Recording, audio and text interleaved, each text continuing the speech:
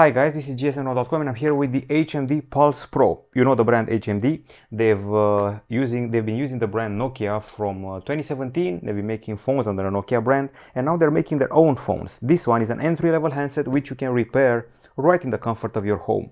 Through a partnership with iFixit, they provide the tools, the components and the manuals to fix the device. Believe it or not, in spite of the low price, which is around $150, the device has a glass back, probably easier to remove this way, and a 50 megapixel camera. But get this, the kicker is that there's a front 50 megapixel camera as well, and the build is not half bad. So yeah, a selfie phone which can be repaired at home and is just $150, had a stock interface and a Unisoc processor. Let's see what's inside the box. This entry-level handset comes with a manual. You should also have here a key used to access the slots, and it comes with a cable which goes from USB-C to USB-C, and that's about it. There's no charger in the box, but considering how low the price is, I actually didn't expect one. Even pricier phones don't have one.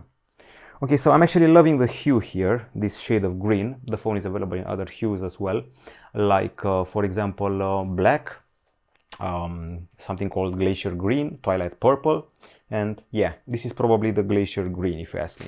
It's got a glossy back which draws fingerprints, it's got a polycarbonate frame, and it's flat all around, flat at the back, flat on the side and flat at the front.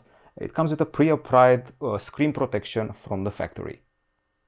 A rather decently bright screen, an okay build, not very slippery, so the grip is fine. The build is solid. I find that the power button with the fingerprint scanner is a bit too embedded for my taste. I like it to protrude maybe just a bit more. Aside from that, the typical standard format for an entry-level handset. And if you want to talk about the screen, this one here, we're dealing with a 6.65-inch panel. It's an IPS LCD with an HD Plus resolution, HD Plus meaning 1612 over 720 pixels. 90 Hz refresh rate, by the way, which can lead to maybe some minor gaming. Of course, a rather big chin at the bottom side. The other three sides of the screen are pretty symmetrical. There's also the promise of 6000 nits of brightness, and then we proceed inside the phone where there's a Unisoc processor, the Unisoc Tiger T606. It's an older technology, 12 nanometer, octa-core. This processor was found on the Motorola Moto G04, on the Nokia G21 and G22, and some Infinix phones like the Infinix Hot 40i. We're lucky enough to have the version 6 gigs of RAM here. There's one with 4 and one with 8, plus 128 gigabytes of storage and micro SD. Even an audio jack made the cut. It's placed at the bottom, right next to the microphone, USB-C 2.0 port, and the singular speaker. We don't have a stereo setup here. Now the battery of the handset is a 5000 mAh unit, which has become the bare minimum today, except from some Motorola phones. It supports 20 watts wired charging, just so you know. And aside from that, I think you can skip to connectivity now and talk about the fact that this is a 4G phone, not a 5G one, with Wi-Fi dual band support, Bluetooth 5.0, GPS, NFC and USB-C 2.0. In the end, the kicker remains the front camera, which is a 50 megapixel shooter, while at the back side we have a combo 50 megapixel main camera with AI and 12 megapixel bokeh camera, plus LED flash here.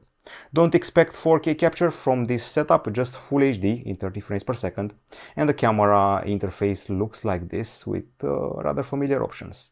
You can see that there is a slowdown every once in a while. Unisoc is not the newest CPU available. We have a slow motion video here, we have regular video here with these features and modes, level meter and resolution.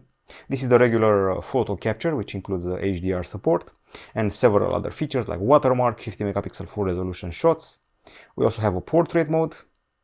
We also have a night mode, with sub modes like auto, tripod and regular night. And the more section gives you flash shot, which captures objects in fast movement, and time lapse. I would say this is pretty much it on the software front, on the hardware front. Software wise, this is actually Android 14 in a pretty stock interface. You have here the wallpapers and icons to customize the interface, and the icon styles. I'm using black and white now. It's supposed to be the typical HMD identity, so we kept it stuck like that. These are the widgets, which are once again pretty stock and close to stock. The Nokias and HMDs have kept this closeness to the stocks. You'll get 2 years of Android updates, and aside from that, there's something interesting here. There's a special My Device HMD app, which basically also includes sort of a self-evaluation of the device. You can evaluate its state at home. Okay, so device health, check your device from here. It's quite useful. Memory usage, internal storage, free external storage, temperature, battery health, signal strength, and data usage. Aside from that, once again, you can prop it open, replace your battery, your port, and your screen at home using iFixit kits, tools, and of course the guides. You should always follow the guide, no matter what. There is no infrared emitter at the top, just so you know. And for $150, you get what you pay for and something extra, like the powerful front camera and the ability to repair the phone in the comfort of your home.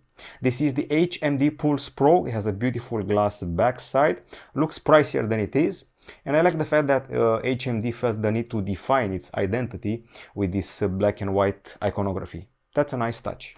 That's it from GSMDome.com. We will be back with a full review pretty soon. Goodbye.